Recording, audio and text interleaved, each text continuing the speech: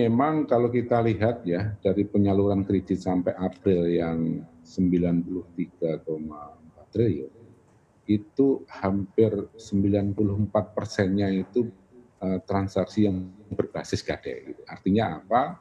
Memang, untuk produk-produk yang berbasis fidusia yang membutuhkan survei dan segala macam, itu juga, agak menurun layanan kita ya. Sehingga kalau kita lihat tren gadai kalau dibanding tahun sebelumnya, seharusnya di awal Ramadan, menjelang Ramadan itu naiknya cukup tinggi gitu, bisa sampai 3% per bulan.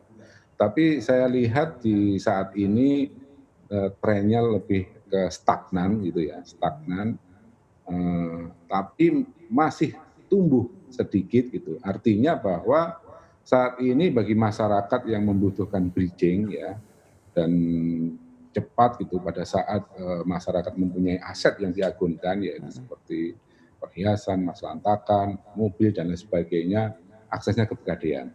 Dan ke depan, dengan adanya beberapa relaksasi mungkin, kemudian, eee, stimulus yang nantinya mungkin akan juga kita akan dilibatkan sepertinya dari kerja pemerintah juga akan lebih mendorong atau mempermudah masyarakat yang nantinya ingin memutar kembali roda usahanya sehingga bisa mendapatkan tambahan likuiditas sehingga usahanya, bisa berjalan sebagaimana sebelum, pandemi, itu Mas Daniel. Baik, kalau tadi tren gadai dari sisi kalangan pelaku usaha, dari sisi masyarakat sendiri seperti apa? Apakah ada peningkatan ini seiring dengan, masuknya bulan Ramadan, kemudian akan menjelang Lebaran, kira-kira peningkatan yang terjadi di periode kali ini seperti apa? Karena kita melihat juga ada kondisi pandemi yang terjadi di tahun ini sedikit berbeda dengan tahun-tahun sebelumnya, Pak Haryanto. Ya, kalau dibanding tahun sebelumnya atau bulan sebelumnya bahkan ya, trennya untuk dikatakan ada kenaikan, saya pikir, tidak demikian. Saya katakan stagnan, Mas.